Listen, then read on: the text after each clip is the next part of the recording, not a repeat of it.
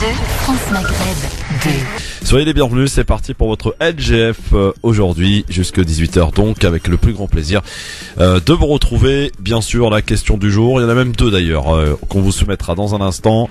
Voici le sommaire de cette émission de ce mardi. Nous sommes le 28 novembre, je vous souhaite la bienvenue sur France Maghreb 2. Le Grand Forum avec Christophe Roux sur France Maghreb 2. Au programme de ce grand forum sur I24 News, l'ancien ambassadeur d'Israël à Paris raconte le jour où Jacques Chirac s'est retrouvé face à face avec Netanyahou et qui lui a déclaré: je ne crois pas un mot qui sort de votre bouche, toute votre politique consiste à provoquer les Palestiniens, lui avait-il dit à l'époque. La date du Mawlud Nabawi Sharif 1439 pour célébrer la naissance du prophète Mohammed, que la paix soit sur lui, est fixée au jeudi 30 novembre et diffère de celle annoncée au Maghreb. Contrairement à l'imaginaire occidental, ce sont bel et bien les musulmans qui sont le plus touchés par le terrorisme. L'attentat en Égypte rappelle cette dure réalité. Invité du grand forum, Ramzi Saoudi, auteur du livre Quel bilan du réformisme dans l'ère arabo-musulmane? Nous en reparlerons avec lui tout à l'heure. Et la question LGF du jour, le président Macron a entamé ce mardi sa visite en Afrique par un discours à l'université de Ouagadougou au Burkina Faso. Faut-il s'attendre à de nouvelles relations avec les pays africains? À l'occasion de cette tournée, vous répondez oui ou non sur Facebook France Maghreb 2 ainsi que sur Twitter LGF officiel. Enfin et pour finir, Libertad tout à l'heure. Vous pourrez nous appeler bien sûr au 01 40 33 9000. Merci d'être avec nous en direct sur France Maghreb 2. C'est parti pour votre grand forum. J'espère que vous allez bien, en pleine forme ce matin, aujourd'hui, cet après-midi, parce que le matin, ça y est, c'est fini quand même, hein. Oui, on est bel et bien en après-midi, limite en soirée. Le grand forum, c'est parti jusque 18h avec monsieur Ousmane Timera. Comment ça va, Ousmane? Ça va, je vais très bien. Bonjour à toutes et à tous, salam. Ça va depuis vendredi? Oui. Oui. J'étais à Clermont-Ferrand, j'étais parti faire une série de conférences là-bas. Mais comment résonne cet appel que tu as lancé? On le rappelle, un appel. Écoute, ça progresse. J'ai été publié par différents médias au niveau de ma chaîne YouTube et de mes réseaux Facebook. Ça bouge beaucoup de commentaires, beaucoup d'idées. Ouais. Et on espère faire aboutir cela par la création d'une structure concrète qui pourra mener à bien les propositions que je fais là-dedans. Après, j'avoue qu'il y a aussi des résistances, un déni, je pense, de certaines réalités liées à l'esclavage, qui m'étonnent toujours. Et le débat de la dernière fois, effectivement, on a été une illustration, parce que Meïn, mon chargé de com et mon ami, a publié le débat qu'il y a eu entre Tariq Mami et l'autre frère, comment il s'appelle? Morad Goual. Avec Morad. Et c'est vrai que c'est assez bizarre. Faut que nos frères maghrébins ne se sentent pas offusqués. Il faut être capable de s'autocritiquer avant d'attendre que les critiques tombent sur soi. On rappelle l'appel, donc c'est contre un appel contre l'esclavage, les discriminations, le racisme et l'exploitation dans le monde musulman. Voilà. De Dakar à Jakarta. Et il faut s'occuper de cela au nom de nos valeurs, au nom de notre humanité. On va aussi saluer notre invité qui est avec nous aujourd'hui. C'est Ramzi Saoudi, auteur du livre Quel bilan du réformisme dans l'ère arabo-musulmane. Bonjour Ramzi. Bonjour Christophe, merci pour l'invitation et merci à Ousmane. On va parler un peu lecture là pour ceux et celles qui peut-être ont envie d'avoir un bon livre sur la table de chevet. Eh bien, l'occasion vous en est donnée. On va rentrer dans le détail de ce livre. Donc tout à l'heure sur France Maghreb 2. Je vous rappelle, mesdames, messieurs, que le Grand Forum consacre une semaine spéciale Afrique à l'occasion. Je vais dire s'il fallait trouver une raison, hein, mais Emmanuel Macron, qui vous le savez est parti au Burkina Faso. Là, il a prononcé d'ailleurs un discours tout à l'heure. On va y revenir dans un instant. Est-ce que vous pensez que la tournée de Emmanuel Macron en Afrique va changer la politique de la France envers l'Afrique justement? Eh bien, c'est assez étonnant puisque quand même vous êtes 38% à penser que oui sur Twitter. Alors que sur Facebook, là, c'est beaucoup plus tranché. Vous êtes seulement 18% à penser que oui, donc la majorité de non, ça ne va rien changer. Ousmane, ça va changer quelque chose, la tournée de Macron? Non, ça va rien changer. De toute façon, rien ne changera en Afrique sans les Africains eux-mêmes. Il faut que les dirigeants africains, les sociétés africaines, les intellectuels africains produisent leur propre modèle de société, leur propre vision à partir de leurs propres priorités. La France, même si elle avait de bonnes intentions, ce en quoi je doute, n'amènerait rien parce qu'on ne libère pas les gens contre eux-mêmes et malgré eux. C'est à eux-mêmes de se lever. Et donc la seule chose que la France peut faire, c'est d'arrêter d'embêter les Africains et de s'occuper de ses propres affaires. Ramzi, peut-être un avis là-dessus? Il y a Ramzi qui va regarder avec des grands yeux. Bah oui, Ramzi. Bah oui. Ramzi est un docteur en sciences politiques. Hein. Bon, bah alors donc il a des choses à dire. Plus. Alors Ramzi. C'est ça le problème, c'est que je peux pas répondre directement à la question sans mettre tout ça en perspective. C'est-à-dire, je suis peut-être d'accord en partie avec ce que Ousmane vient de dire. Je comprends aussi d'où il parle. Donc, il est à la fois un citoyen africain, un citoyen français. C'est pas mon cas, je suis algérien. Et du coup, ça relève de la politique extérieure de la France. Ouais. Et donc, du coup, je veux pas me mouiller par rapport à cette question-là. D'accord. Mais il faut dire juste, voilà, de façon plus globale, sur le plan de l'analyse. Donc là, je mets ma casquette de sociologue, politologue, qu'il y a énormément d'enjeux par rapport à ce continent, et la France ne peut que gagner si elle revoit vraiment, voilà, sa politique étrangère par rapport à l'Afrique en profondeur, et de vraiment faire contribuer les autres. Mais c'est vrai que si on se prend pas en charge au niveau de l'Afrique, on pourra jamais faire avancer cette question. Bon, alors justement, Emmanuel Macron donc s'est longuement exprimé dans l'enceinte de l'université de Ouaga 1 dans la capitale burkinabé. Il était aux côtés du président Christian Kaboré. Plus d'une heure de discours, puis près d'une heure de réponse aux questions d'étudiants. C'est sa première grande intervention sur sa politique africaine depuis le début de son mandat. Il s'est notamment exprimé sur les sujets d'actualité. Emmanuel Macron a proposé une initiative euro-africaine pour frapper les réseaux de passeurs de migrants. Il a bien sûr aussi été question de lutte contre le terrorisme. À cet égard, il a jugé indispensable que la force G5 Sahel remporte ses premières victoires dans les prochaines semaines. Quant à l'aide au développement, Emmanuel Macron la veut plus importante. Je vous propose d'écouter un extrait de ce discours ce matin, donc à Ouagadougou. Nous devons passer une nouvelle étape, franchir encore un nouveau seuil.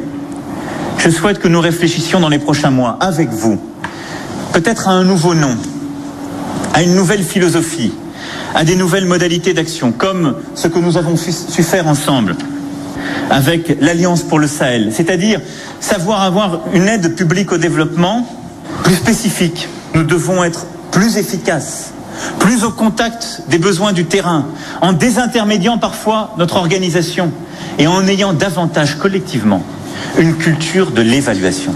Parfois, notre aide publique au développement ne répond pas aux besoins. Elle fait plaisir à des gouvernements, français ou africains. C'est une mauvaise méthode. Elle doit être évaluée.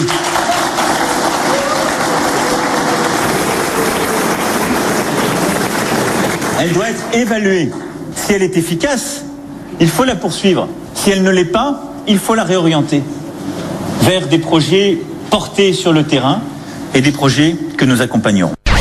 Voilà un extrait du discours donc d'Emmanuel Macron ce matin, qui a par ailleurs promis que tous les documents français liés à l'assassinat de l'ancien président burkinabé Thomas Sankara seraient déclassifiés. C'est ce qu'il a annoncé. Alors première petite réaction, Ousmane, à ce qu'on vient d'écouter. Écoutez, il faut déjà comprendre de quoi on parle quand on parle d'aide au développement. L'aide au développement n'est pas une aide au développement de l'Afrique, mais au développement de la France. Ce que les pays européens et les pays et la France en particulier récupère en termes d'investissement et d'argent dans ces pays-là est supérieur à ce qu'elle donne en matière de développement. Et pour tous ceux qui ont étudié les politiques de développement, nous savons tous très bien qu'il s'agit pour la France de défendre ses intérêts géostratégiques et ses intérêts financiers, ses entreprises face à d'autres concurrents tels que les Chinois, les Turcs, les Américains et autres. Ça, c'est premièrement. Et sur le plan militaire, la présence française soutenue par l'Amérique entre guillemets, parce qu'il y a aussi des vues américaines là-bas, n'a qu'un seul objectif sur le plan géostratégique, c'est de maintenir les intérêts français et au-delà des multinationales. Il n'y a rien à gagner de la part des pays africains tant qu'elles ne possèdent pas les moyens de leur défense propre, les moyens de leur souveraineté nationale à travers la maîtrise de la monnaie et la maîtrise des frontières. Et ça, ce sont les peuples et les États et les présidents qui doivent le faire. Et pas une aide extérieure. L'aide extérieure, quelle qu'elle soit, finit toujours par un même résultat. La colonisation. Qu'elle soit directe ou indirecte. Donc, ce qui m'étonne dans cette affaire, c'est qu'on entend le président français. Mais pourquoi on n'entend pas les autres présidents? Où sont les acteurs africains? Moi, j'aurais voulu qu'il y ait un débat, une co-conférence avec le président. Et qu'on entende aussi son propos. Donc on subit en fait. Ouais. En tout cas, et on applaudit. Il entame effectivement cette tournée. qui passera par Dakar d'ailleurs demain chez toi, Ousmane. Oui, effectivement. Voilà. Donc, est-ce que vous pensez que ça va changer, enfin la politique française envers l'Afrique, est-ce qu'elle va changer? Vous répondez donc sur Facebook, France Maghreb 2, ou sur Twitter, et puis pour ceux et celles qui ont eu. Et Christophe, je répondrai, elle ne peut pas changer parce que les intérêts de la France sont tels qu'ils n'ont pas intérêt à les changer. Ouais. Je serai à la place aussi de l'État français, mais bien sûr. Comment dire adieu au Gabon et à son pétrole? Comment dire adieu au Mali, à son coton et à son or? Comment dire adieu au Sénégal, à l'Afrique de l'Est et sa place géostratégique? Ousmane, quand le président dit l'aide qu'on peut apporter de temps en temps, qui peut faire plaisir, bah c'est peut-être pas la bonne méthode. Mais ce mot, pour moi, de la part d'un président, n'est pas à la hauteur des enjeux. La question, c'est pas même d'évaluer ou pas d'évaluer. La question, c'est de cesser de piller ces pays-là, d'une part, de les laisser se développer, de laisser les populations choisir leurs dirigeants, et enfin, il faut que les intellectuels africains et leurs dirigeants soient au service des intérêts des peuples, ce qui n'est pas le cas. L'élite politique de l'Afrique de l'Ouest est une élite qui est tournée vers l'Occident, pas vers les populations, les intérêts des populations. Ça commence à changer avec les nouvelles générations qui montent, mais on a une vieille école qui n'a de Dieu que la France.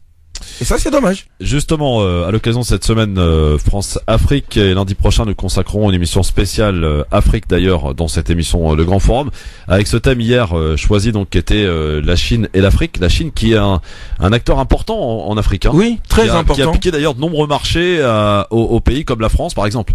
Et d'ailleurs, on peut pas comprendre les différents conflits qu'il y a de part et d'autre. Hein, si on comprend pas le jeu qu'il y a entre les États-Unis et la Chine, et l'importance que recouvre, comme l'a dit notre ami Ramzi, pour les prochaines années, les ressources tant humaines que naturelles de l'Afrique. C'est-à-dire, tous les autres continents sont en train de s'épuiser en termes de matières premières, et bientôt l'Afrique sera le seul grand grenier en termes de matières premières du monde entier.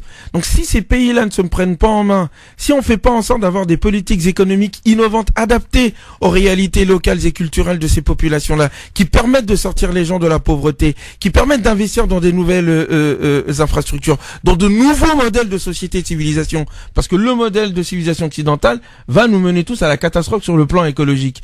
Tant qu'on ne mènera pas cela, on va se faire bouffer.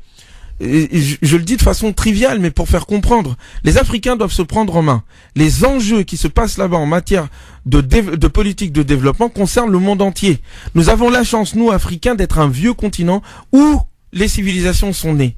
Nous avons donc la responsabilité et la nécessité de donner un nouveau modèle de société qui dépasse le modèle de société occidentale. C'est notre rôle. La question que je te pose, que je peux également poser à Ramzi, est-ce que l'idée, ou plutôt le colonialisme, a encore de beaux jours devant lui? C'est Ramzi qui va répondre. Oui, merci. Donc ça c'est la deuxième. Ouais, c'est le deuxième scud. Non mais c'est vrai que c'est une question très importante. Moi je vais me mettre à la place des gens qui sont en train de nous écouter, et ils sont d'origine africaine, on va dire plus généralement de l'Afrique. Du continent. C'est vrai que ça pose énormément de problèmes, et même quand on parle maintenant dans une comparaison, la géostratégie est très importante pour un État, que ce soit pour la France ou pour la Chine, mais la seule différence c'est que la Chine part de plus d'atouts que la France, comparé à la France. Parce qu'il y a cette historique. C'est-à-dire, quel genre d'atout? C'est-à-dire que même si on est dans le choix stratégique de politique de développement, c'est-à-dire ce qu'on appelle dans le jargon le soft power. Ouais. Voilà, donc c'est la même stratégie, mais la France c'était un ancien pays colonisateur, et auprès des jeunes, aujourd'hui on le voit, que ce soit sur les réseaux sociaux, les intellectuels qui s'expriment, voire même quelques partis politiques, on est dans une logique de décolonialisation, c'est-à-dire on considère que... Dans les faits, peut-être pas dans les idées. Tout à fait, c'est ce qu'ils voient très concrètement, et même on ne prend de haut, on ne consulte pas pour reprendre les idées développées par Ousmane tout à l'heure, et donc il y a aussi cette volonté de faire avec. Donc moi je suis pas tout à fait d'accord sur le fait que il y a pas un intérêt de changer la façon de faire. Il y a toujours la possibilité mais il faut solder l'historique et partir sur de nouvelles bases. Mais il faut aussi dans la méthode changer. Ouais. C'est-à-dire qu'il faut concerter et commencer par le bas et non pas par le haut. Si les populations ils vont voir qu'il y a reconnaissance de ce qui a été fait, et en même temps vous êtes partie prenante de ce nouveau changement qui correspond à vos besoins, je crois qu'on peut déclencher un processus qui peut peut-être à terme réaliser les objectifs escomptés.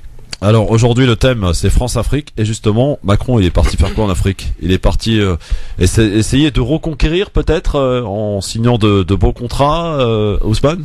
Reconquérir, non. Préserver, oui. Ouais. Préserver ce qui reste à préserver en tout cas.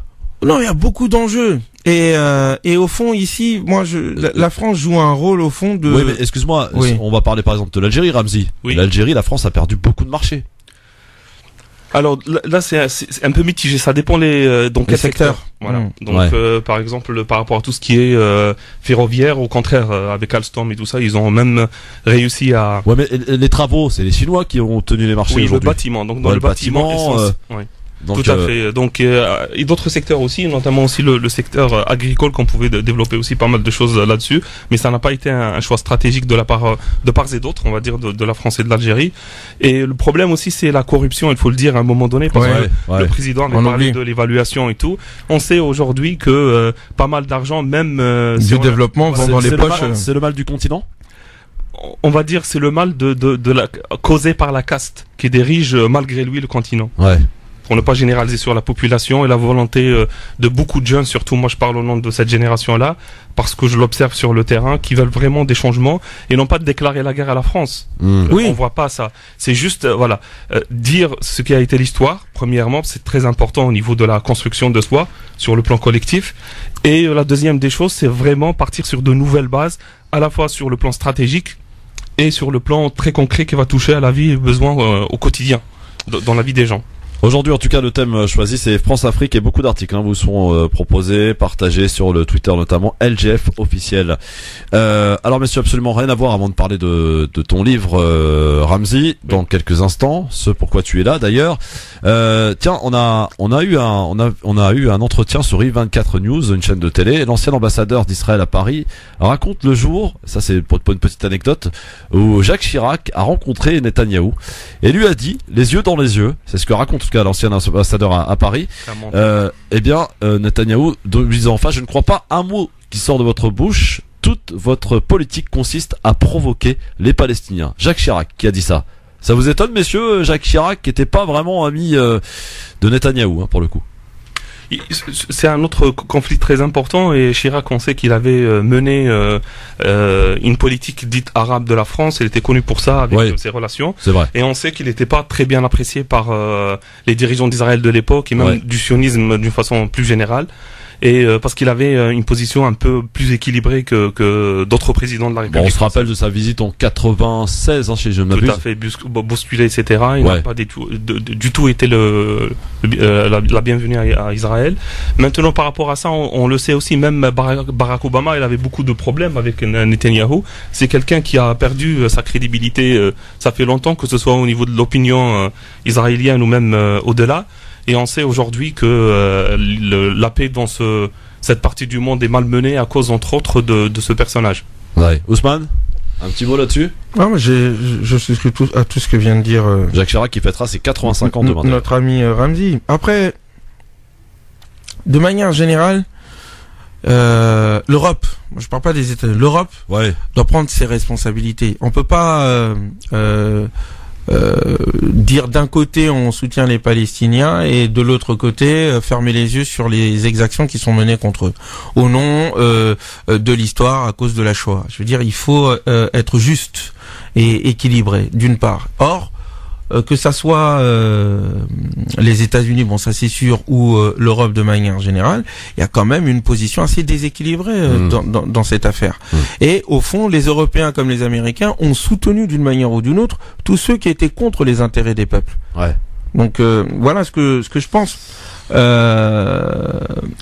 L'Union européenne est contre-révolutionnaire du point de vue de ce qui s'est passé au printemps arabe. Ils ont soutenu les dictatures, soutenu la contre-révolution, soutenu la mise en prison de milliers de personnes et soutenu tout ce qui allait à l'encontre des intérêts du peuple palestinien. Il continue, par exemple avec El-Sisi, qui est quelqu'un qui est peut-être, pour certains analystes en tout cas, considère qu'il est peut-être plus dur que Moubarak à l'époque. Il y a des milliers de personnes qui sont en prison aujourd'hui. Moubarak, c'était pas un enfant de cœur non plus. Mais au-delà, c'est le système. Et pourtant, il est venu signer des gros contrat, notamment Oui. de Rafale Donc, avec la moi, France. moi, je reviens encore une fois sur la question. Fondamentalement, les Européens sont-ils fidèles aux valeurs universelles qu'ils prônent à droite à gauche? Les droits de l'homme ne sont que des paravents pour cacher des intérêts sanguinaires qui n'en ont rien à faire de l'intérêt des peuples. Accepter le coup d'État en Égypte, moi je suis pas d'accord avec Morsi, je suis pas un frère musulman. Mais c'est honteux de dire on veut la démocratie pour les peuples et tout ça, et dès que l'occasion se présente, hop, on fait un coup d'État, tout va bien, il n'y a pas de souci. Les gens rentrent en prison, ils sont violés, ils sont torturés, c'est pas un problème. De quoi on parle? Et moi c'est en tant que Français que je dis ça, c'est honteux. Alors, autre sujet avant de parler de votre livre, Ramzy, dans un instant. Vous savez que jeudi, enfin en France en tout cas, puisque le Conseil français du culte musulman a annoncé la date du Mawlud Nabawi Sharif, la célébration du prophète Mohammed sallallahu alayhi wa sallam, que la paix soit sur lui. Donc le Mawlud pour le jeudi 30 novembre, donc 1439. Eh bien, la question que je me pose, moi, donc, au-delà du CFCM qui adresse donc ses vœux aux musulmans français, cet événement est l'occasion pour chacun d'entre nous, d'ailleurs Ousmane, de rappeler le vrai message du prophète porteur d'émancipation et de sacralisation de la vie. Comme il est dit d'ailleurs à maintes reprises dans le noble Coran. Mais aujourd'hui, cette date diffère avec, par exemple, la date annoncée au Maghreb. Alors, pour faire simple, jeudi 30 novembre, c'est le Mawlud ici en France. Vendredi, au Maroc, en Algérie, par exemple. Est-ce que c'est compréhensible, cette histoire? Moi, je comprends rien, moi, à chaque fois. C'est surtout que je ne sais pas à quoi sert le CFCM si ce n'est à annoncer des jours même. Déjà, le Ramadan, c'est les seuls moments où ils existent. Moi, c'est sûr qu'il faut, pour les aider, rajouter le Mawlud pour qu'ils puissent quand même exister. Non, enfin, c'est pas sérieux. Le 23, le 24, le 25, peu importe. C'est pas important. Mais est-ce qu'il n'est pas possible d'avoir un jour pour tout le monde pareil? Non, moi, c'est pas grave. Si les gens ont des jours, les orthodoxes et les catholiques n'ont pas les mêmes jours pour Noël. Oui, mais ce sont les orthodoxes et les catholiques. Là, on parle des musulmans qui sont en France, en Algérie, au Maroc, qui sont sensiblement les mêmes, quoi. Mais c'est pas important. Ouais. Je veux dire, s'ils veulent faire ça le 25 décembre, par exemple, pour être un peu provocateur. Déjà même, essentiellement, est-ce que le prophète Mohammed aurait accepté qu'on fête son anniversaire? D'une part. D'autre part, si c'est pour le fêter, entre guillemets, pour se commémorer, on commémore quoi? On commémore les fêtes, les traditions farfelues, les larmes de crocodile qui coulent sans suivre l'exemple, ou on réfléchit fondamentalement sur le rôle que cet homme a joué dans le monde et qu'il continue de jouer. Quelle est la réflexion profonde que nous avons sur ce que Mohamed a fait? On est les premiers à crier contre les caricatures faites à son encontre, et on est les premières caricatures de son message. Donc pourquoi pas? Moi, je suis contre l'idée de même de fêter le Mawlud. Je trouve que c'est inutile. Religieusement, je pense, hein, c'est mon opinion, hein, c'est une innovation. Ouais. Mais après, sur le plan social, si ça a une quelconque utilité, eh bien, au moins, faisons en sorte que son véritable message, le fait qu'il ait lutté contre les formes d'église, en disant qu'il n'y a pas d'intermédiaire entre Dieu et l'homme, que l'homme est libre, qu'il n'y a pas de contraintes en matière de religion, que les dictatures doivent cesser et que ce sont les peuples qui doivent se prendre en main, que nous sommes des amis de la nature et que quelqu'un qui fait le bien, quelle que soit sa religion, ira au paradis. Voilà son message. Est-ce que c'est ça que les musulmans disent quand ils fêtent Mohamed? Bien sûr que non. Moi, Christophe, ce qui m'intéresse, oui, Ramzy. voilà, donc ça c'est Ousmane est plus compétent pour parler de cet aspect religieux que moi, mais autant que chercheur en sociologie politique, ce que j'observe depuis quelques années ici en France, c'est la manipulation et la récupération de tout ce qui concerne le fait religieux. C'est-à-dire que des institutions comme le CFCM ou les pays d'origine, on pense notamment au Maghreb, la Turquie, ceux qui agissent aussi au niveau de l'islam de France, il y a toujours cette volonté de se positionner en leader. Et donc, ce qu'il y a derrière la non-concordance au niveau des dates et des positions qui vont prendre, parfois, ça n'a rien à voir avec la religion, la théologie ou le fiqh, etc. C'est juste voilà, qui est le premier qui va dire quelque chose et combien de personnes vont le suivre, et donc il pèse dans le débat pour d'autres négociations, etc. Et donc, il y a clairement manipulation de la religion à des fins politiques.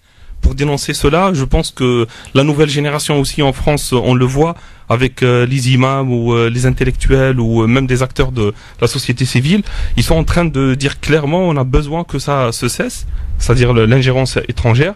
Et en même temps, moi j'appelle aussi à ce qu'on dépasse un peu ce débat-là et pour dire vraiment laissons voilà ce côté-là religieux comme voilà qui reste un facteur qui regroupe les gens, un facteur d'unité et non pas de division à cause de ces manipulations et des magouilles politiciennes.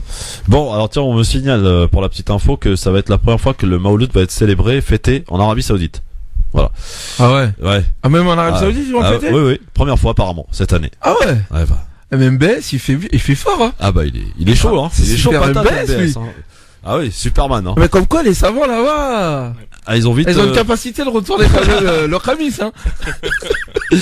On répète la question du jour évidemment par rapport à la tournée africaine d'Emmanuel Macron, le président français donc qui est à Ouagadougou, qui va ensuite aller à Dakar, puis il va donc une bonne tournée africaine pour le coup. Est-ce que la politique française envers l'Afrique va changer selon vous? Vous répondez oui ou non sur Twitter LGF officiel ou sur la page Facebook France Maghreb 2. Et en plein cœur de cette semaine spéciale donc LGF semaine des Afriques. Aujourd'hui le thème donc France-Afrique. Dans un instant on va évoquer donc le livre de notre invité qui est ici avec nous aujourd'hui, qui est Ramzi Saoudi, auteur du livre Quel bilan du réformisme dans l'ère arabo-musulmane. Eh bien, on va tenter de le questionner. Ousmane et Osinras aussi qui nous rejoint dans un instant sur France Maghreb 2. Soyez les bienvenus. C'est votre LGF jusque 18h. Le grand forum sur France Maghreb 2, merci d'être avec nous en direct avec Ousmane Timera qui est avec nous et notre ami Osinras aussi que je salue qui vient d'arriver. Comment ça va Osin? Salut, ça va très bien, salut tout le monde, j'espère que vous allez bien. Impeccable. Et puis notre invité aujourd'hui donc Ramzi Saoudi qui est venu nous présenter son livre. Quel bilan? On va parler d'un bilan, tiens c'est bien. Quel bilan donc pour le réformisme dans l'ère arabo-musulmane. Ramzi Saoudi, tome 1, hein, c'est ça? C'est tome 1 tout à fait. En fait, c'est un livre issu de ma thèse de doctorat. Ouais. Et j'ai fait ce choix justement de le partager en deux temps. Le premier tome, c'est Mohamed Abdou, l'homme et l'heure dans leur contexte. En fait, c'est le théoricien un peu du réformisme. J'essaie de le présenter avant de le critiquer. Et lui, ses disciples, parce qu'en fait, on va voir qu'aujourd'hui, tout ce qui se passe un peu dans le monde arabo-musulman et plus globalement dans toute la question relative à l'islam et son implantation même en Europe et en Occident a ses origines, en fait, puis ses origines dans ce bilan que j'ai essayé de faire du réformisme conçu au début on va dire la fin 19e, début 20e siècle. Alors je rappelle qu'on est en direct sur Facebook, Christophe Le Grand Forum. Vous pouvez d'ailleurs ainsi présenter votre livre pour les Facebookers qui nous regardent ou ceux qui vont pas tarder d'arriver. Ousmane, est-ce que tu peux nous présenter un peu notre invité aujourd'hui? Alors, moi, Ramzi, mis à part le fait que c'est l'un de mes meilleurs amis, je peux le présenter. Il est déjà docteur en sciences politiques. Il vient de présenter sa thèse.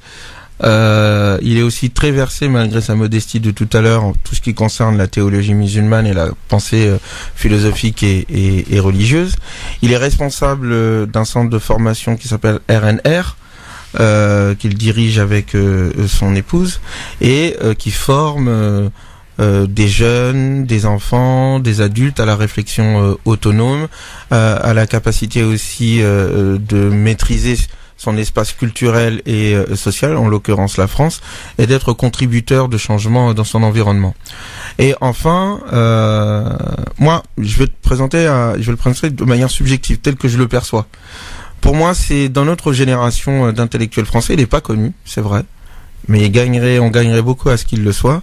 C'est l'un des plus profonds en termes de pensée et talentueux en matière d'organisation de la réflexion. C'est quelqu'un avec qui je débat depuis des années et débat houleux, je suppose, hein. Ah non, très profond. Ah oui.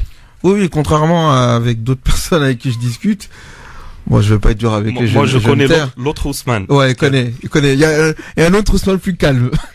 Mais surtout, nous, lui et moi, on est d'accord sur le fait qu'il faut dépasser les cadres et qu'il faut penser au niveau philosophique à un nouveau modèle de société et de civilisation. C'est-à-dire dépasser la modernité et dépasser le conflit laïque islamiste dans le monde musulman. C'est les cadres qu'il faut changer. Ouais. Et ce qui est intéressant dans son travail, c'est que Mohamed Abdou, en fait, est un prétexte pour penser et faire un bilan sur la crise de la pensée politique et philosophique dans le monde musulman, qui se traduit à travers le conflit qu'il y a entre les séculiers et les religieux, les islamistes et les laïcs, et qui fait qu'on s'en sort pas. Et sa proposition, elle est intéressante dans le sens où on arrive à comprendre les origines de ce conflit qui date de plus d'un siècle. Donc voilà. Alors, faudrait qu'il nous présente effectivement d'ailleurs. J'ai envie de te poser une première question, Ramzi, oui, par rapport au mot réformisme. Certains, pour pas dire beaucoup, ont un peu de mal avec ce mot. Tout à fait. Est-ce que c'est provocateur, c'est volontaire de ta part d'avoir mis ce mot dans le titre de ton livre? Oui, c'est volontaire dans le sens où en linguistique, on nous a appris que généralement quand on traite des concepts et des termes et des mots, il faut toujours prendre compte de ce qu'on va en faire. C'est-à-dire que Christophe va proposer un mot. Le plus important pour nous, c'est pas ce que Christophe entend par le mot, mais qu'est-ce que les gens qui vont le recevoir vont en faire.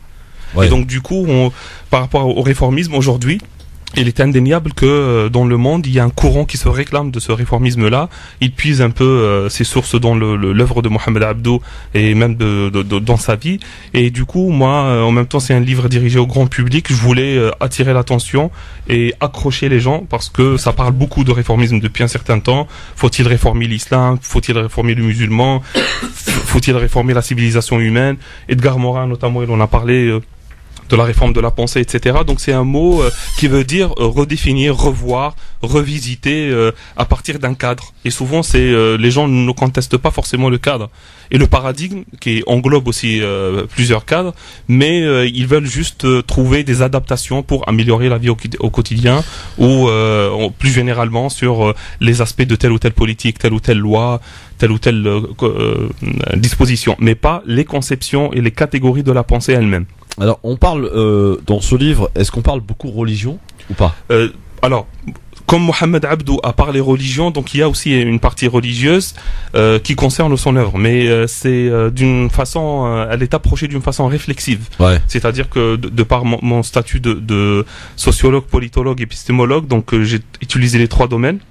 Donc, il s'inscrit clairement le livre dans ce que moi j'ai appelé la globalité inclusive. C'est un mot que j'ai baptisé. C'est-à-dire que c'est le cadre à partir duquel je pense et le réformisme et le monde arabo-musulman et le monde d'une façon plus générale. Et donc, c'était au fur et à mesure de mes recherches que j'ai pu développer tout ça. Il faut juste dire pour l'anecdote, Christophe, que moi je suis sociologue de formation. C'est-à-dire que ça fait, avant ma thèse de doctorat, je faisais des enquêtes de terrain sur l'immigration algérienne, sur les jeunes dans les quartiers, etc. Donc j'étais très plutôt dans une approche, on va dire, quantitative, empirique, des enquêtes de terrain d'un sociologue.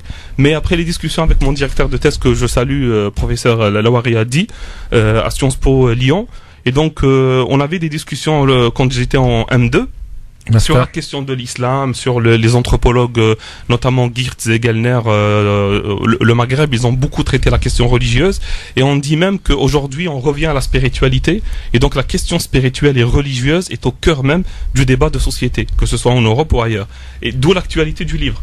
Et donc je suis retrouvé devant un énorme chantier. Ben, à qui s'adresse ce livre, Ramzi?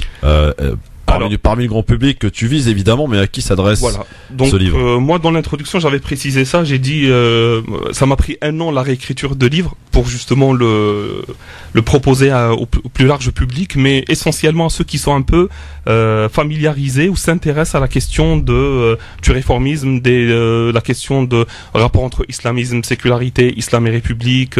Donc que ce soit étudiants, journalistes, grand public, intellectuels, je pense que ça s'adresse à un très large public. Ouais. Aussi, par exemple, ça te parle ce livre, ce sujet en tout cas que Ramzi évoque aujourd'hui avec nous à l'occasion de la sortie de son livre? Ben, moi, en étant franc, personnellement non, mais on a une petite question sur Facebook de Hanan Zahwani. Donc on va en profiter. Ouais. Elle pose une question assez pertinente. Elle dit que pensez-vous des différents hadiths qu'on peut percevoir comme sexistes? Soulevez-vous cela dans votre livre. Alors donc pas que les hadiths, même les sourates. On va reprendre, il y a la sourate où il y a le mot baraba qui a été traduit par taper-les ou frapper-les, etc. Et donc je fais un travail de déconstruction, tout en rappelant que c'est pas un travail théologique, même s'il mobilise la théologie. Mais Mohamed Abdou, comme il était grand moufti d'Égypte, et donc il a traité ces questions-là, il a une fameuse fatwa. Donc moi, dans le 4e chapitre de mon livre, donc je l'ai intitulé l'essentiel de la contribution de Mohamed Abdou au réformisme, et donc la question sociale était très importante, et dans la question sociale, il y avait la problématique de la femme, plus généralement. Et donc, on voit très très bien que sur la question de la polygamie, sur cette question du sexisme, etc., tout ce qui concerne la femme, sur le voile, donc il a des fatwas novatrices. J'invite vraiment les gens à aller découvrir ça dans le livre. J'entre vraiment dans le détail, et on voit que de l'intérieur même, à partir même d'une réflexion, on va dire, islamiquement fondée, Mohamed Abdou arrive à déconstruire tout ça et dire que l'islam, il est beaucoup plus humaniste que les musulmans eux-mêmes, le disent.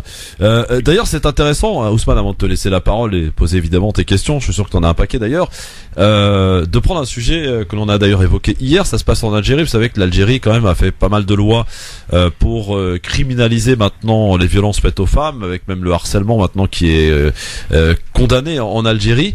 Et on a face à cela donc ces lois qui se sont multipliées ces dernières années, on va dire depuis la réforme du fameux code de la famille en 2005.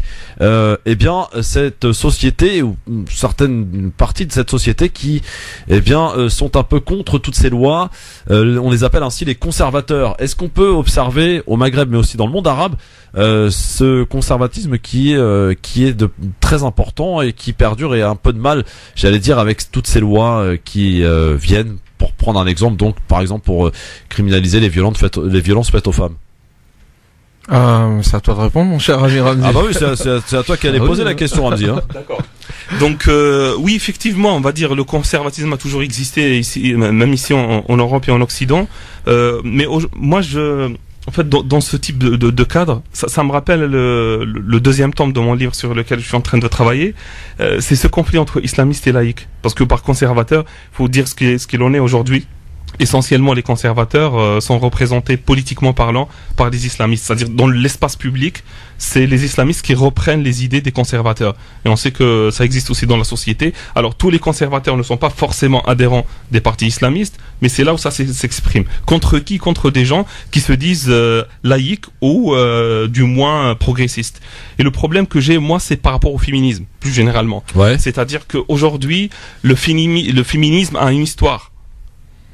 Elle a été construite dans une réaction très violente par rapport à ce qui se passait dans les sociétés, et parfois dans le cadre arabo-musulman, dans cette ère civilisationnelle, le souci qu'on a, c'est parfois il y a des vraies problématiques liées à ces discriminations contre les femmes qu'on gère pas, qu'on règle pas. Et on va aller justement dans cette discussion plutôt idéologique sur le statut de la femme, les droits, les devoirs. Et donc moi je pense aujourd'hui, il faut plus être dans ce clash entre féminin, masculin, entre genres. Il faut une nouvelle conception de l'homme qui rappelle De l'humain, pardon, avec grand H, on va dire de l'humain pour être plus cohérent avec ce que je veux développer comme idée. Merci Ousmane. Et de dire que en fait c'est le même genre humain. Et donc du coup c'est pas l'homme contre la femme ou la femme contre l'homme, parce que c'est ce qui se dessine, et c'est pour ça que ça se crispe à un moment donné. Il y a même des problèmes au niveau de la famille. Mais oui, sur le plan des principes, il faut condamner. Il va y avoir toujours des résistances de part et d'autre dans la société. Ramzi Saoudi, qui est notre invité aujourd'hui sur France Maghreb 2, permettez-moi messieurs une question quelque peu provocatrice. Est-ce qu'aujourd'hui, avec tout ce que l'on voit et de tous ces groupes terroristes qui se réclament du monde musulman, qui n'en sont absolument rien, et étant donné, après aussi certaines études, si le retour de certains savants, il y a dans les hadiths par exemple, qui sont pas forcément authentifiés d'ailleurs, des choses qui peuvent parfois répondre à leur manière de penser ou d'agir. Est-ce qu'il n'est peut-être pas temps de se dire qu'il y a un seul et unique livre qui s'appelle le Coran et qui répond ainsi à toutes nos questions? Est-ce que c'est possible d'envisager cela? Si tu me permets, Ramzi, oui, je pense que c'est le cœur du débat. Pour parler en tout cas de la réforme, moi, une des questions que je poserai tout à l'heure, c'est pourquoi est-ce que la réforme de Mohamed Abdou n'a pas réussi? Parce qu'il y a quand même un échec que l'on constate, et son livre part de ce constat. Mais effectivement, le combat la question déjà, c'est de déterminer quelle est la source à partir de laquelle la réforme peut se faire. Or, si nous considérons que à côté du Coran il y a d'autres sources possibles, que ça soit la Sunna, c'est-à-dire les traditions que l'on attribue aux prophètes, et avec cela les interprétations des différents savants et leurs écoles et autres, etc., on peut pas s'en sortir, parce que dans cette masse-là, il y a effectivement des éléments qui justifient tout et son contraire.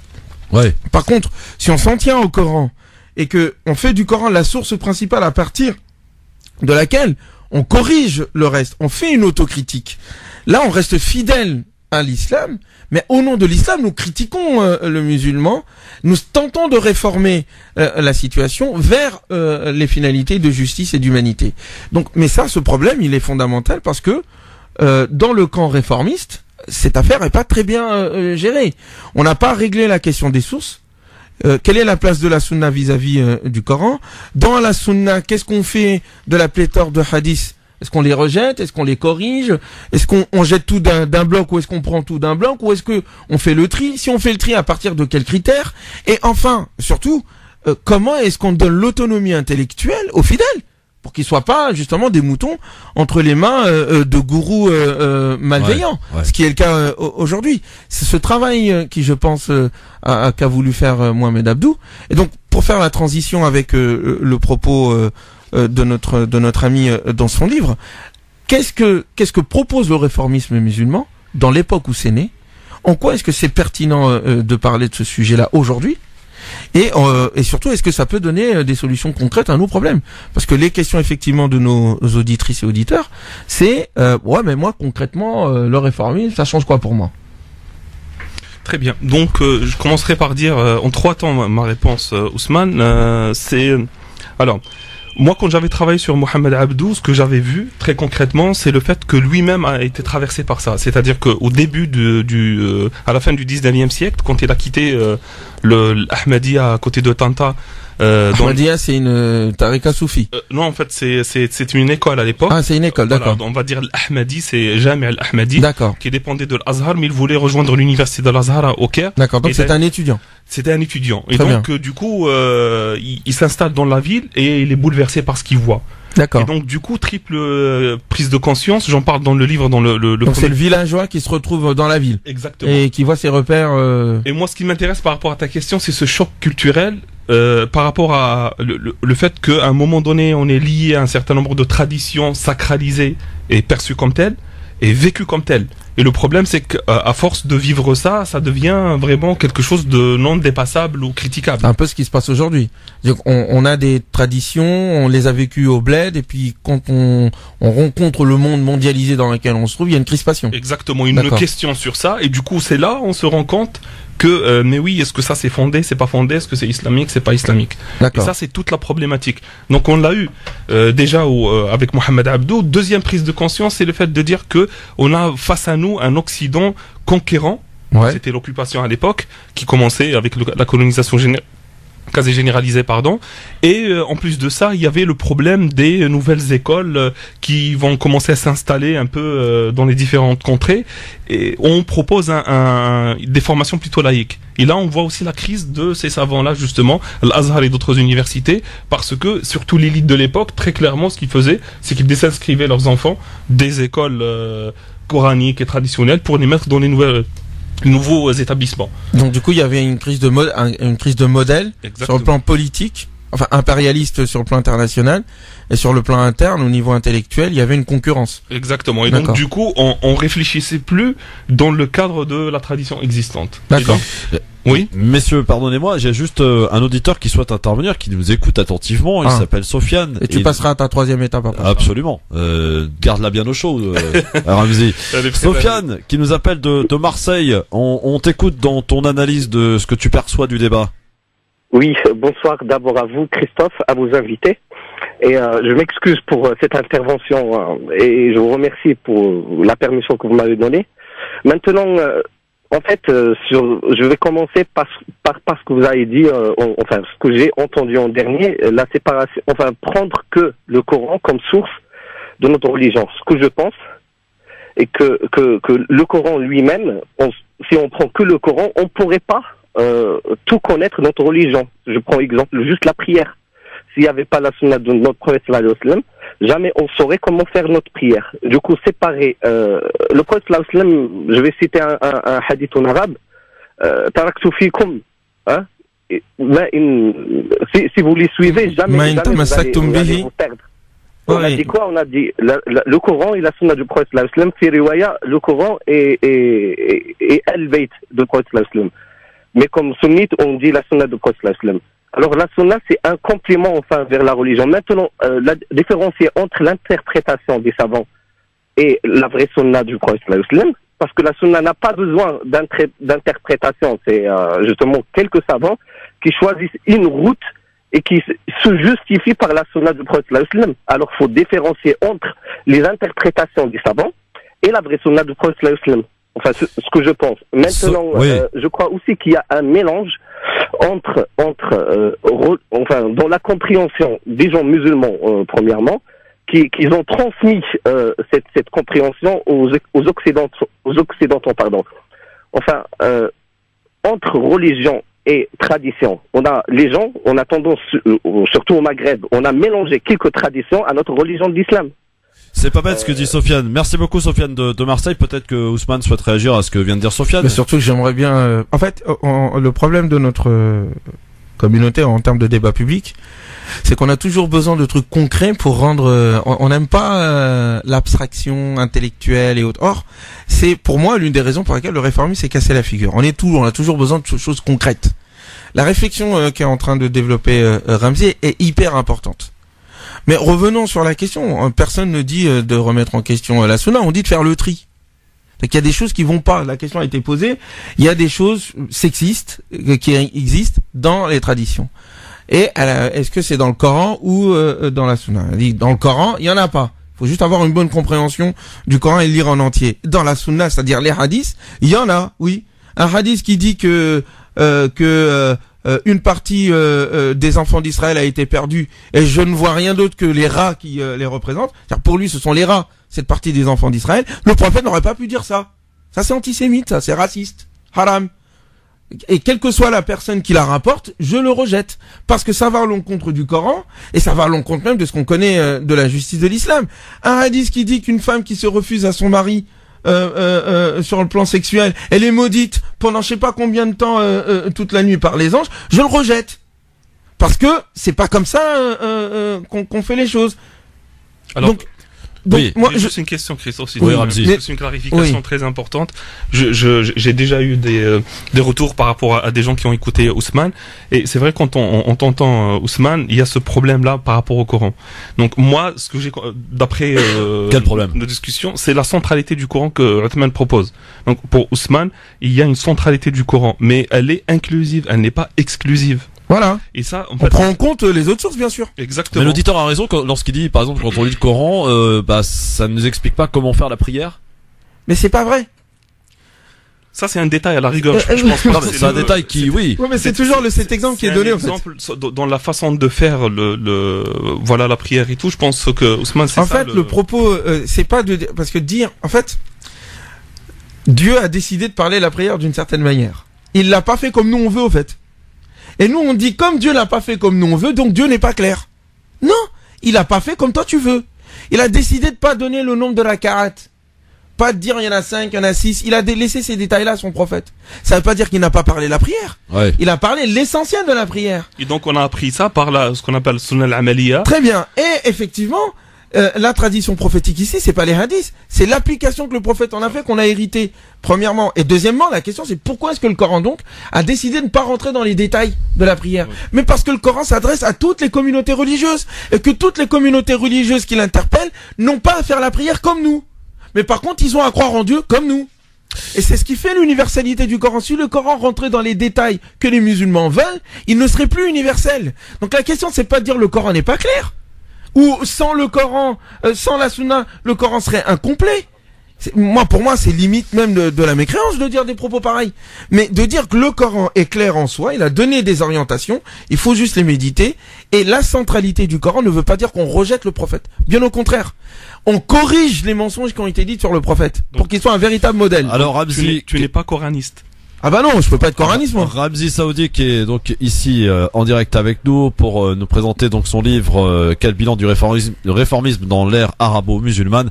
T'es en train, avant d'accueillir notre auditeur, de détailler ou de répondre à la question du troisième volet posé par Ousmane. Tout à fait. Et donc j'avais parlé de deux prises de conscience de la part du premier réformiste, on va dire, ou le réformiste en chef, Mohamed Abdou, pour parler vulgairement, on va dire. Oui, voilà.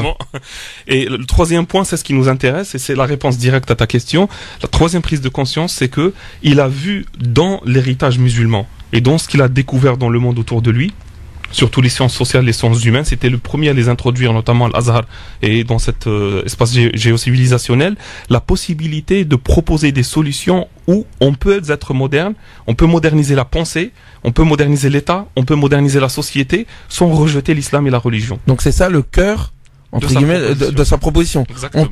On peut prendre la modernité telle qu'elle nous est donnée par l'Occident, en tout cas dans son époque à lui, sans perdre notre identité musulmane. Tout à fait. Il y a compatibilité entre les valeurs de l'islam et le progrès moderne, c'est ça? Exactement. D'accord. Hossein, peut-être que t'écoutes là depuis tout à l'heure. Enfin, t'es même assidu, je suppose. J'essaye. Est-ce que les jeunes, justement, que tu connais dans les quartiers populaires, est-ce que c'est un livre qui pourrait, par exemple, faire l'objet d'un bibliothèque? Bibliothèque, on rappelle, hein, c'est Hossein qui propose donc tous les mois, invite des auteurs pour parler de leurs livres devant les jeunes du quartier. Dans un PMU, ça se passe, voilà, à Sarcelles. Enfin, c'est déjà bibliothèque, c'est pas spécialement pour les jeunes, c'est pour les habitants des quartiers en général. Ouais. Et s'il y a des jeunes qui viennent, c'est tant mieux. De deux, je pense pas que ce type de livre il soit adressé à la bibliothèque pour une simple raison, parce qu'on rentre pas dans ni dans la critique, ni dans la mise en avant d'une religion quelconque. On fait de la même chose avec la politique, on essaie de rester neutre sur des sujets plutôt populaires, plutôt vraiment généralisants. Après ensuite dans les quartiers, il y a beaucoup d'intellectuels religieux, musulmans ou non, qui pourraient le lire. Faudrait-il encore qu'ils soient intéressés par les livres et par les livres de pensée justement, un peu philosophiques, un peu sociologiques. De deux, les personnes les plus aptes à lire ça dans la communauté musulmane, faut savoir que la communauté musulmane dans les quartiers, c'est de très grands lecteurs. Alors ils sont pas une diversité de goûts littéraires. Ils restent réellement dans la pensée islamique, dans les livres religieux, beaucoup moralistes ou peut-être pour leur apprendre certaines choses qu'ils ne connaissent pas.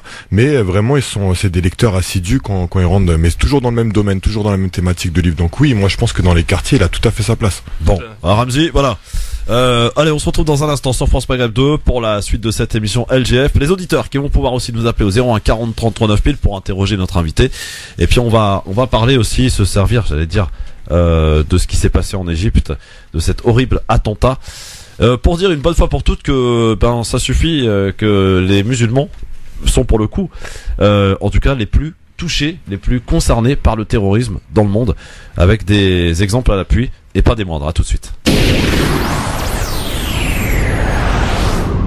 France Maghreb 2, France Maghreb 2. LGF, le grand forum en mode réflexion pensée aujourd'hui avec notre invité accompagné pour nos intervenants du jour, Ousmane Timéra et Hossein Ras qui sont avec nous. Bien sûr, pour vos questions, vous pourrez vous appeler donc notre invité Ramzi Saoudi dans un instant, 01 40 33 9000. Bien sûr, n'hésitez pas.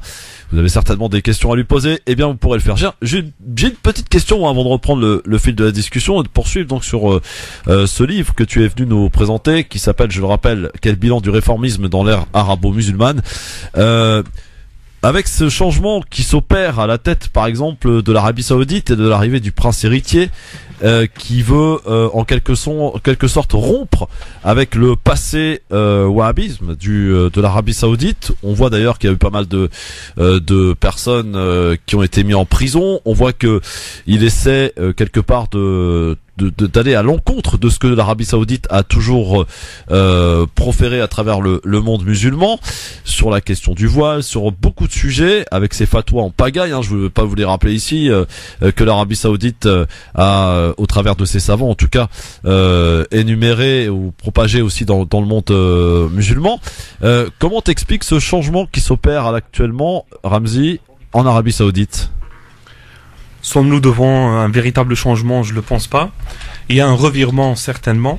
Aujourd'hui, ce que je peux dire sur cette question, c'est on constate, autant que chercheur, le fait que les discours qui ont été fondés sur toute une idéologie pendant des années et des années et financés par le pétrodollar, on voit très très bien que ça a créé des tensions un peu partout dans le monde, des divisions un peu partout, et ça n'a pas réglé le problème. Je crains, enfin c'est une hypothèse que je formule, pour rester avec ma casquette scientifique, dans la mesure où ces décisions sont émanant simplement de la volonté du prince, si le prince est mort, est-ce qu'on va reproduire l'ancien et revenir à l'ancien schéma ou pas? C'est-à-dire, est-ce que ces réformes-là, c'est vraiment des réformes structurelles de la pensée et de la société et de l'État qui vont durer dans le temps, ou c'est juste un effet de mode pour permettre la bonne installation du nouveau prince ou du prince héritier, juste pour asseoir son pouvoir, parce qu'il l'a fait d'une façon un peu violente par rapport aux autres princes. Il a un peu brouillé les pistes et grimpé pour y arriver. Donc c'est une façon juste pour faire diversion. C'est pas du réformisme quelque part? Alors, dans la forme, dans l'apparence, oui, mais pour le politologue que je suis, on sait très très bien que tout ça c'est de la manipulation.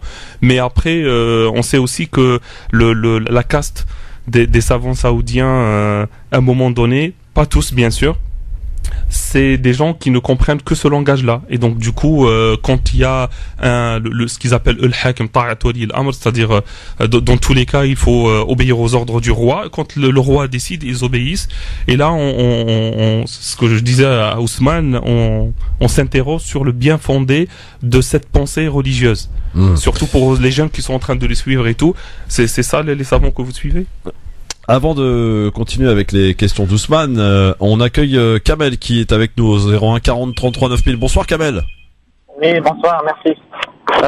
Alors je voulais dire juste que concernant en fait le Coran et la Sunna, en fait, la personne qui différencie le Coran et la Sunna et dit qu'on prend uniquement le Coran et on ne prend pas la Sunna comme les coranistes, mais tout simplement ces gens-là, leur foi n'est pas complète, elle est incomplète. Parce que la personne... C'est pas ce qui a été dit, hein. C'est pas ce qui a été dit ici, hein. Non, je parle par rapport au coranisme.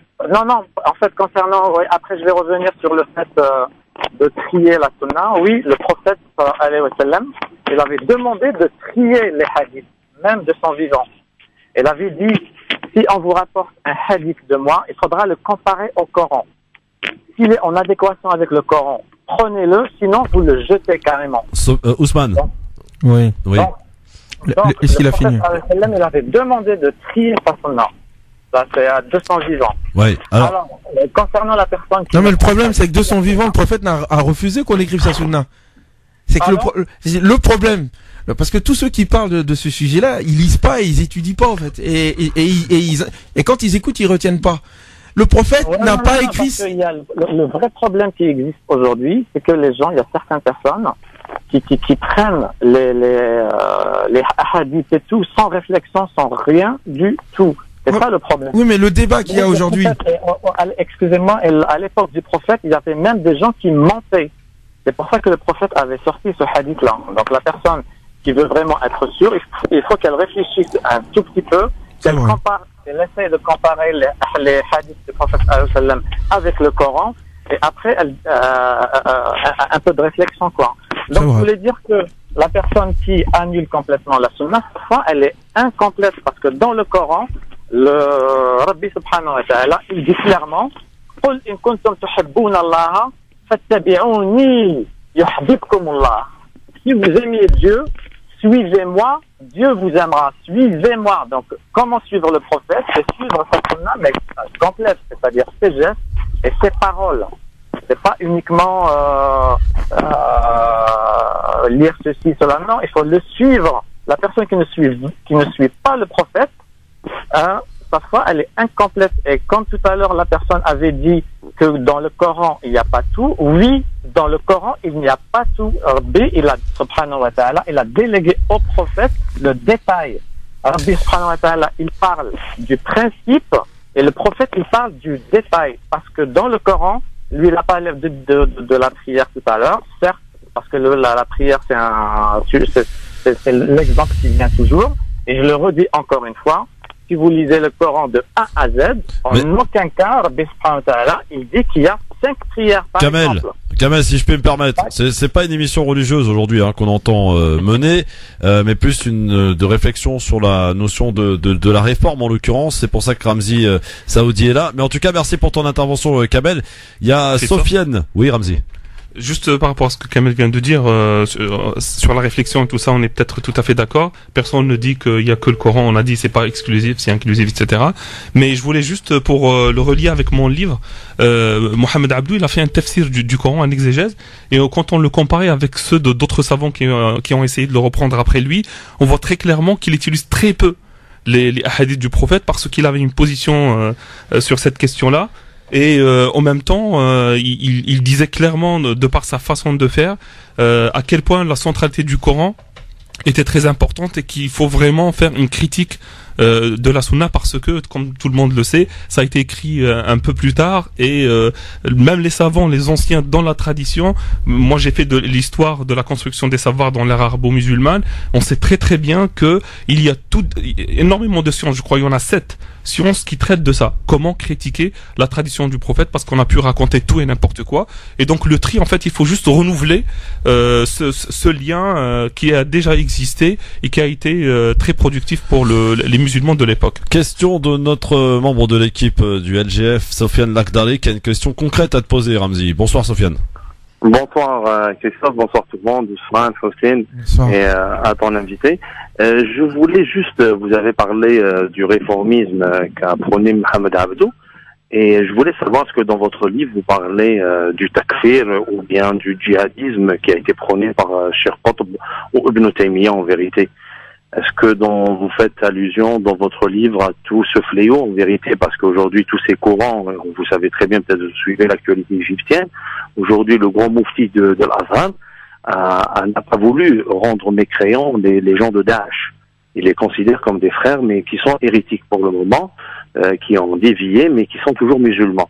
Est-ce que vous parlez de ça dans votre livre? Parce qu'aujourd'hui, dans le Coran, dans l'islam, aujourd'hui, il y a un concert, c'est le takfir, c'est-à-dire rendre mécréants tous ceux qui n'adhèrent pas à leur idéologie. Est-ce que, moi je pense, à mon avis, qu'il faudrait bien traiter ce problème en vérité aujourd'hui, parce que ça gangrène la majorité des courants islamiques. De parler de réformisme, je pense que c'est une question primordiale aujourd'hui dans le monde musulman. Il y a plein de pays qui se sont, la Turquie, et l'Égypte aujourd'hui, et tous ceux qui prennent ce réformisme, ils sont soit persécutés par les dirigeants. Vous savez, par exemple, en Égypte, il y a deux grands, Islam al-Bahiri ou bien Ibrahim Issa, qui ont été emprisonnés, interdits de même de prôner ce discours dans les médias égyptiens. Et on parle de réformisme. Alors, juste pour recadrer juste un peu ma question sur le takfir, qu'est-ce qu'ils en pensent sur Ibn Taymiyyah et sur Qutb? Merci Sofiane. Merci pour la question, la réponse de Ramzi Saoudi. Merci pour la question Sofiane. Donc je réponds très très clairement oui, il est question de cette problématique là liée au takfir et même à la critique de Sayyid Qutb, mais c'est dans le deuxième tome, pas dans le premier tome. Il faut être patient quoi. Voilà, ça va sortir normalement à peu près dans 3 mois. Inch'Allah. Et donc sur takfir, alors est-ce que je peux tétiller un peu? Oui, titi. On est en train parce qu'il y avait une contradiction, c'est-à-dire que d'après ce que j'ai compris que tu étais contre le takfirisme et ensuite tu reproches au grand moufti au cheikh de l'Azhar de ne pas être un takfiriste. Donc là, il faut choisir le camp. Moi, je pense que Taïeb, même si on n'est pas d'accord sur le plan politique, on va dire, mais sur le plan intellectuel, c'est quelqu'un de très formé et il sait très très bien que c'est un terrain glissant. Donc on peut pas reprocher à Daesh d'être des takfiristes et on réagit de la même façon. Et donc on règle pas le problème avec les mêmes méthodes qui l'ont produit, et donc du coup ce qu'il faut dire très clairement que c'est une compréhension qui interprète les sources d'une certaine façon, elle est certes partielle, il faut la combattre, mais en même temps on peut pas aller jusqu'à faire sortir les gens de dire si on est musulman ou pas, parce que c'est pas la question. Et d'ailleurs j'ai envie de dire que le terrorisme n'est pas une question musulmane ou islamique. Le terrorisme, c'est lié à l'être humain, et on a vu des groupes qui se réclament de plein d'idéologies qui ont commis des actes barbares envers d'autres gens, les innocents. Et donc du coup, il faut pas islamiser la question. Moi, je rajouterais même sur cette question-là ce que d'ailleurs un autre intellectuel et savant disait il y a pas longtemps, Adnan Ibrahim en l'occurrence. Là, ils vont dire ça y est, c'est un Adnanien en fait. On l'a trouvé. Mais en fait, il expliquait très bien que quand la nécessité d'avoir une fatwa religieuse pour dire que ce que fait Daesh est interdit, c'est une régression intellectuelle, parce que ça sous-entend si l'islam ne te dit pas que c'est haram, donc on peut le faire. c'est le B.A.-ba de dire qu'on n'a pas à tuer des êtres humains, c'est la morale universelle. Donc il n'y a pas besoin de fatwa pour ça. Faut pas religioniser le problème.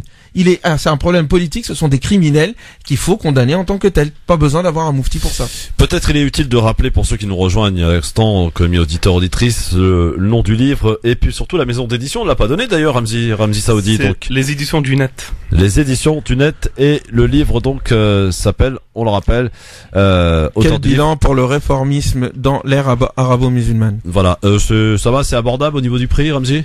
Oui, ça va, ça coûte 18 €. Et après, donc selon la quantité, parce qu'il y a des centres de formation qui m'ont contacté, donc avec la maison d'édition, ils peuvent voir une remise.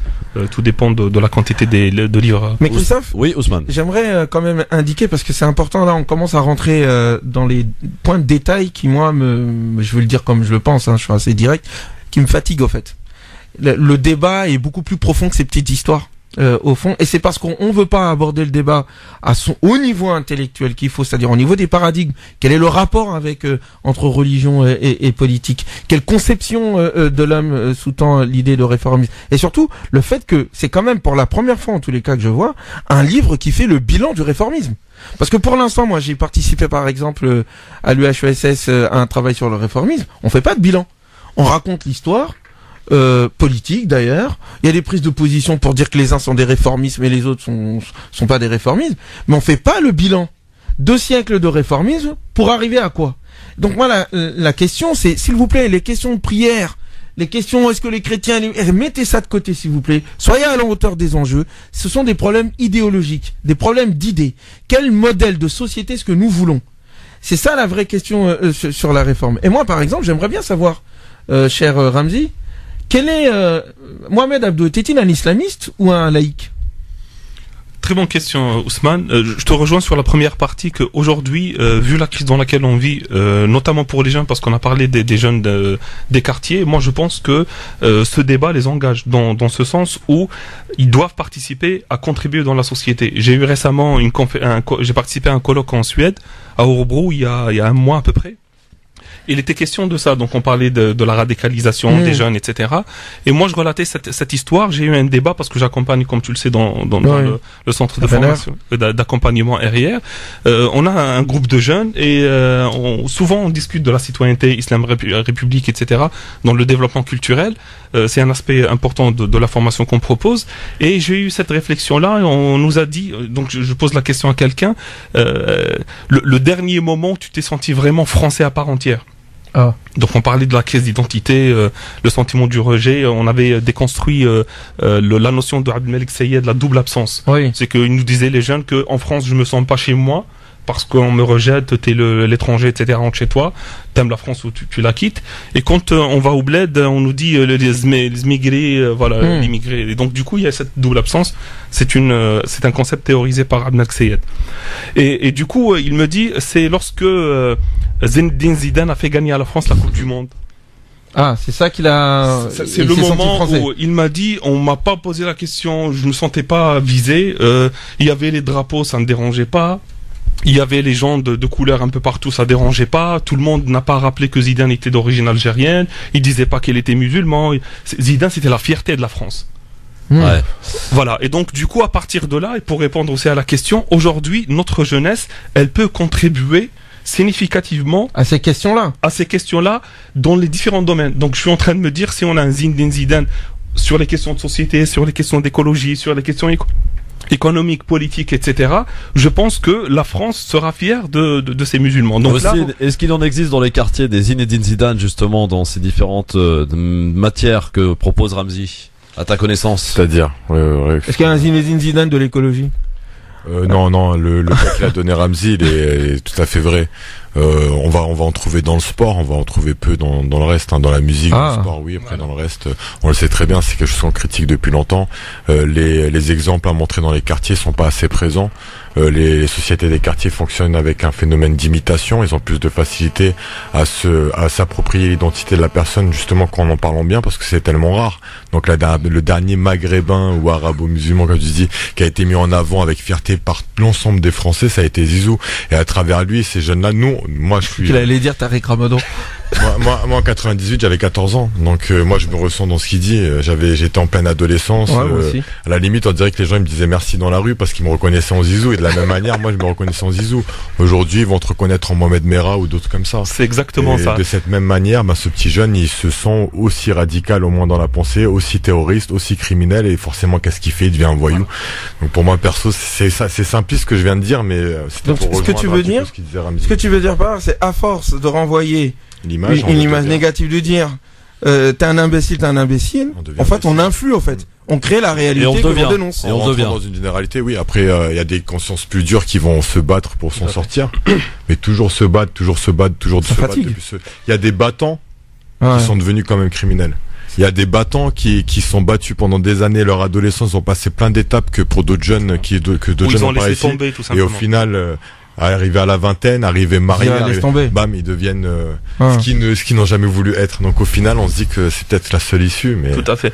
Et je suis tout à fait d'accord. Donc du coup, on se rejoint sur ça et on avait fait un questionnaire. Donc ça, c'était plutôt un débat. Faudrait que tu répondes quand même à ma question. Il est laïque ou islamiste, Mohamed Abdou, oui. Allez, fini ton propos. Il est islamo-laïque. Voilà. Light. Islamo-light ou laïque? Donc on va dire, moi j'ai appelé ce qu'il a représenté Mohamed Abdou le réformisme culturaliste. C'est-à-dire que il voyait pas dans l'Occident forcément, il rejetait pas l'Occident en bloc, et en même temps il adhérait pas à l'héritage musulman en bloc. Et donc il a trouvé cette position médiane en disant que certes il nous faut la réforme, mais à partir de nos sources accompagnées par les nouvelles découvertes scientifiques. C'est ça l'idée de Mohamed Abdou. Mais ensuite le problème c'est avec ses disciples ou ses prétendus disciples. Comme qui? Je remets en cause, en fait, les plus grands, les plus connus, d'ailleurs c'est l'image un peu dans mon livre. Donc Mohamed Abdou au centre, et sur sa gauche j'ai mis Qasim Amin, celui qui a écrit le fameux livre sur les femmes musulmanes, libérer les femmes musulmanes, et sur sa droite j'ai mis Rachid Rida. Et donc ensuite Rachid Rida c'est l'affiliation de Hassan al-Banna. Et Qasim Amin, c'est l'association de Ahmed Sayed, et Taha Hussein, etc. Et donc, du coup, on a des laïcs et les islamistes qui se retrouvent, qui se revendiquent tous de Mohamed Abdou. Alors c'est ce qui est marrant et c'est l'objet de mon deuxième livre, c'est comment on a un seul Mohamed Abdou mais deux traditions qui se confrontent sur le plan idéologique et organisationnel, et même armé, politique. Ils ont pris les armes les uns contre les autres. Ils se disent tous les deux les disciples de Mohamed Abdou. Donc il y a quelque chose qui cloche. Et ça fera l'occasion en tout cas que tu puisses revenir nous présenter ce deuxième tome, Ramzi Saoudi, qui est, je le rappelle, l'auteur du livre quel bilan pour le réformisme dans l'ère arabo-musulmane. Aux éditions du Net. Aux éditions du Net, c'est un très bon livre, je vous conseille de le lire. Et encore une fois, les amis, moi je fais des débats à droite à gauche. Ce que je rencontre souvent chez les musulmans, je vais le dire avec tout le respect, mais je vais pas être respectueux, je pense. Il y a un affaissement intellectuel terrible, quoi. Quand vous discutez avec des chrétiens, des juifs, avec des athées, vous arrivez à monter en hauteur. On vous parle des vrais sujets. Nous, à chaque fois qu'on essaye de parler de réforme, immédiatement, et la sunna, et la prière, et les chrétiens, est-ce qu'ils vont aller en enfer? Et la femme, quand même, faut qu'elle reste à la maison. Mais si elle sort, est-ce qu'elle a le droit de porter une jupe? On n'est pas là pour décider de comment vos vies doivent être faites. Faites ce que vous voulez dans vos vies. La loi française vous permet de la faire. Là, il s'agit de réfléchir sur les vrais enjeux pour notre avenir. Quel est notre avenir? Quelle est notre contribution à ce pays et à la civilisation? Comment est-ce qu'on peut aider à ce que les politiques soient plus justes, que tous les êtres humains soient de vrais êtres humains? Moi, je pense que c'était le souci de Mohamed Abdou, c'est le souci de mon ami Ramzi, et de grâce, levons le débat, quoi. Et bien sûr, j'espère, le nôtre. Bon, le vôtre. Alors, avant la pub et avant Libertad, mon cher ami Hossein, tu avais un coup de cœur à nous proposer. En plus, Bouba, il écoute, donc... Ah, alors, il m'a dit c'est bien islamique aujourd'hui. C'est le Bouba ou le Bouba? Non, Bouba France Maghreb 2. Le coup de cœur. Alors, le coup de cœur de Hossein, ça va se passer samedi, je crois. Hein. Ouais, exactement. Ce samedi, on va aller on va aller du côté de Grigny, dans le 91, encore une fois.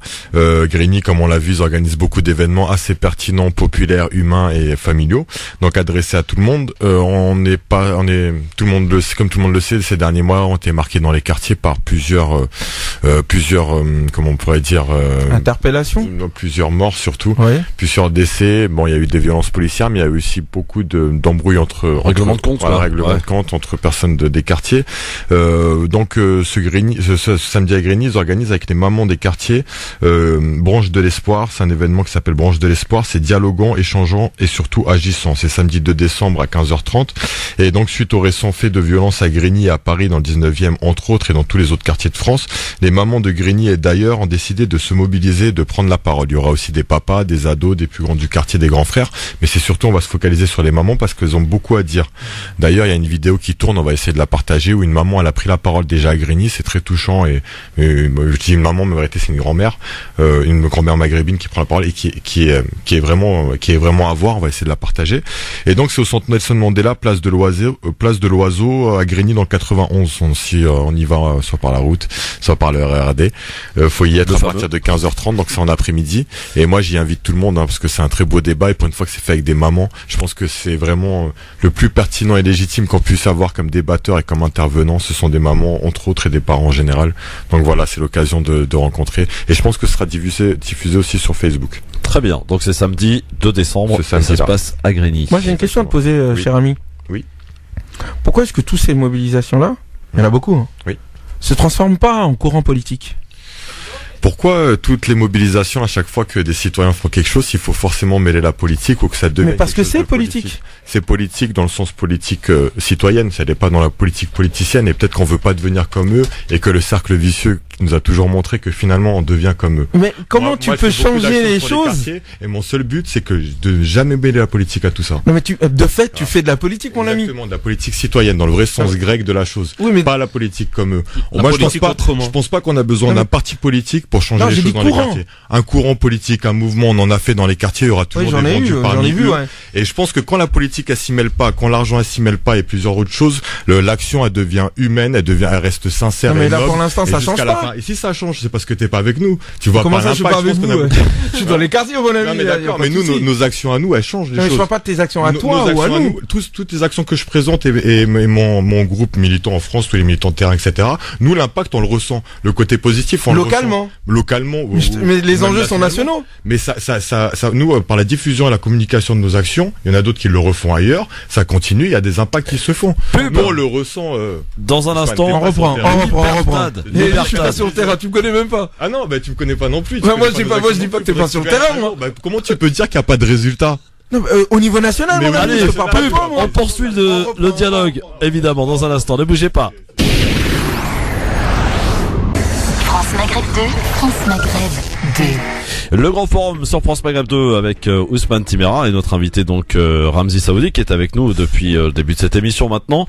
Avant de passer à Libertad où les auditeurs vont pouvoir nous appeler au 01 40 33 9000 pour dire un petit peu ce qu'ils veulent. Voilà, c'est un petit peu le principe pour terminer l'émission à chaque fois, chaque jour. Ousmane, peut-être en guise de conclusion pour peut-être poser une dernière question à Ramzi. Écoute, moi j'aimerais savoir pourquoi selon toi, mais ça va être le propos de ton deuxième tome, mais tu peux nous donner un petit avant-goût. Pourquoi est-ce que le réformisme musulman n'a pas marché au bout de 2 siècles quand même d'action?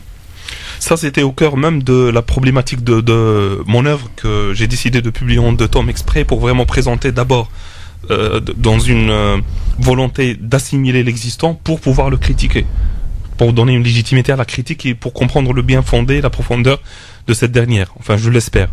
Et en fait, je pars du fait, c'est la préposition que je formule. Ce qu'il nous faut, ce n'est pas simplement un réformisme par rapport au superficiel, on va dire, dans les contours. C'est-à-dire la taille de la jupe, de la barbe, exactement. Est-ce que les femmes peuvent conduire ou pas? On va dire des questions secondaires. Mais ce qu'il nous faut, c'est véritablement de re-questionner les paradigmes, c'est-à-dire les catégories même avec lesquelles on pense les choses. Et donc aujourd'hui... C'est-à-dire le droit musulman, les sciences islamiques de manière générale, l'identité musulmane, l'héritage? Voilà, 3 grands domaines. Premièrement, c'est au niveau de l'épistémologie, c'est-à-dire le savoir, comment on construit le savoir, comment on parle, comment on discute, comment on analyse le monde, etc. Donc sur le plan de la connaissance et de la méthodologie. Deuxième question, c'est la conception qu'on a de l'être humain et du cosmos, et du rapport avec le divin, tout ce qui est métaphysique. On appelle ça l'ontologie, mais je ne veux pas faire compliqué. Troisième domaine, c'est un triple ijtihad que je demande en fait, donc un ijtihad épistémologique, ontologique et axiologique, c'est-à-dire les valeurs et les normes. À partir de quelle vision du monde et avec quelle connaissance on doit proposer quelque chose qui sert non seulement aux musulmans, on vit dans un village maintenant. mondiale, mais pour tout être toute humain. l'humanité. Voilà. Et moi, je postule aussi que dans le Coran, il y a des éléments de réponse qui vont pouvoir nous aider en tant qu'être humain, peu importe nos croyances, à formuler cette alternative-là pour pouvoir accompagner les générations futures. Donc c'est une alternative universaliste qui peut intégrer toutes les philosophies et spiritualités. En les dépassant, et d'ailleurs moi-même par rapport au réformisme, ça c'était une réponse à la question de Christophe tout à l'heure au tout début sur la notion elle-même. Moi Christophe, je suis pour qu'on dépasse le réformisme et pour parler de la transformation ou du changement. Donc le réformisme c'est juste redonner forme dans un cadre, mais le changement c'est de changer ce cadre-là pour retrouver l'essentiel du message qu'il faut transmettre et faire vivre. Donc allez acheter ce livre évidemment et puis vous faire votre propre idée donc sur Quel ce bilan livre pour le réformisme dans l'ère arabo-musulmane aux éditions du Net. Merci beaucoup Ramzi en tout cas d'être venu. Merci beaucoup Christophe. Merci Ousmane. Merci à toi cher Christophe. À très vite, il est 18h, c'est l'heure de retrouver Marine Garel pour le rappel de l'actualité de ce mardi soir. Bonsoir Marine. Bonsoir à tous. Le tireur de Libération, condamné vendredi aux assises pour 2 tentatives d'assassinat à 25 ans de réclusion criminelle, a décidé de faire appel de ce verdict. La peine paraît excessivement lourde. Il n'y a pas eu mort d'homme, a déclaré l'avocat d'Abdelhakim Dekar. La condamnation a sorti d'une période de sûreté des 2/3 et est tombée dans un contexte particulier. La répression des actes terroristes apparaît peut-être légitime, mais Abdelhakim Dekar ne s'inscrivait pas dans cette démarche et s'oppose même à l'idéologie djihadiste, a-t-il ajouté. Un campement de Rome qui avait compté jusqu'à 300 personnes installées depuis des mois sur les rails de la Petite Ceinture dans le nord de Paris a été évacué ce matin. Des hébergements seront proposés en centre d'urgence et en hôtel, prioritairement aux personnes vulnérables, aux parents d'enfants scolarisés et aux personnes se trouvant dans une démarche d'insertion.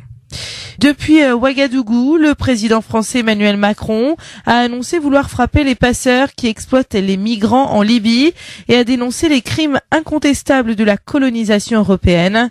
Emmanuel Macron qui a également promis que tous les documents français concernant l'assassinat de l'ancien président burkinabé Thomas Sankara en 1987 seraient déclassifiés à l'issue d'un entretien avec le président du Burkina Faso à Ouagadougou. Et puis notez qu'une attaque à la grenade a visé des soldats français hier soir, 2 heures avant l'arrivée d'Emmanuel Macron. Elle n'a pas atteint sa cible, mais 3 riverains ont été blessés, dont un grièvement. À Bali, les centres d'évacuation et les hôtels de Bali, au lieu du tourisme en Indonésie, se remplissent à cause du risque d'éruption du volcan, contraignant les autorités à fermer l'aéroport international pour la 2e journée consécutive. À l'approche des fêtes de fin d'année, sachez que le budget Noël avoisine les 749 € en France, avec de très fortes disparités. Près de 1 200 € pour un francilien, 647 € en région. France Maghreb 2, service, info, musique, divertissement. France Maghreb 2. France Maghreb.